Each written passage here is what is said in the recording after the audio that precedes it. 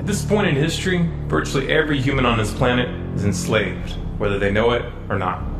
This is not the crude and primitive slavery of ancient times.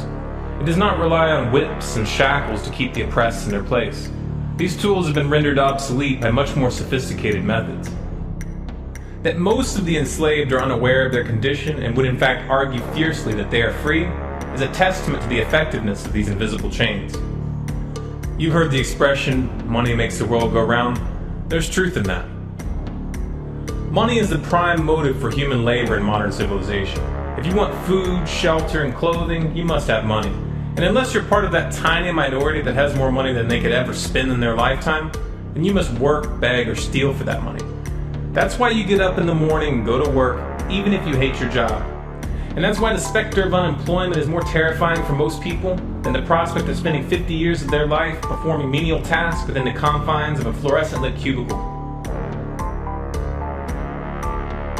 Of course, in Western countries, some are fortunate enough to have pulled away from the brink and do not live in fear that their basic needs will be met, at least for now. And yet they keep spinning the hamster wheel. Why is that? Could it be because money and the bling that it buys have become symbols of status and prestige? Money offers an illusory form of social validation, but even those who are not caught up in distinguishing themselves by how much they accumulate still must acknowledge the social stigma that comes with poverty. The combination of these primal motivators, the need for food, shelter, clothing, and social validation, is a very powerful force. It's enough to drive humans to engage in all forms of activity, even to the point of harming themselves or others in the process. The accumulation of money is therefore an accumulation of social and psychological power, and those who control the creation of money control this power at its source. So who controls the creation of money? Well, in the case of the US dollar, it's not the government. This shouldn't be an earth-shattering revelation. The fact that the Federal Reserve is a private institution owned by a cartel of the world's most powerful banks is quickly becoming common knowledge. Even the mainstream media doesn't deny it at this point. However, the full extent of what this means is only clear when you understand how the banking system really works. And unfortunately, this isn't something we're taught in school. Once you have it explained to you in simple terms, you'll understand why. Every dollar in circulation is loaned into existence by a bank. The process begins with the Federal Reserve when they loan out money to the US government and to other entities.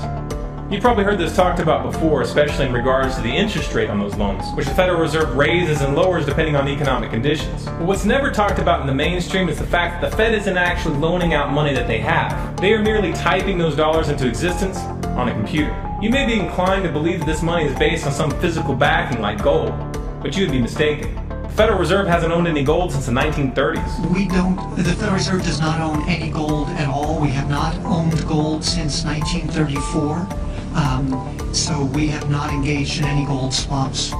When the Federal Reserve loans money to the US government gives the Federal Reserve government bonds in exchange. These bonds are simply written promises to pay back the money that was loaned to them with interest through taxation. So to be clear here, the government is taking out a loan from a bank that is creating that money out of thin air, and they're expecting you, the taxpayer, to cover that loan. The absurdity of this arrangement is even more obvious when you realize that up until 1913, the US government created its own money and had no need for a bank to play the part of a middleman. That new money loaned out by the Federal Reserve enters circulation through the banks, accumulates in the banks, and in the end the banks end up holding all the cards. Not necessarily for the reasons you may imagine. Contrary to popular belief, the majority of money in circulation isn't actually created by the Federal Reserve, but rather by the ordinary banks that businesses and individuals use for their checking, savings, and mortgages. How is this possible?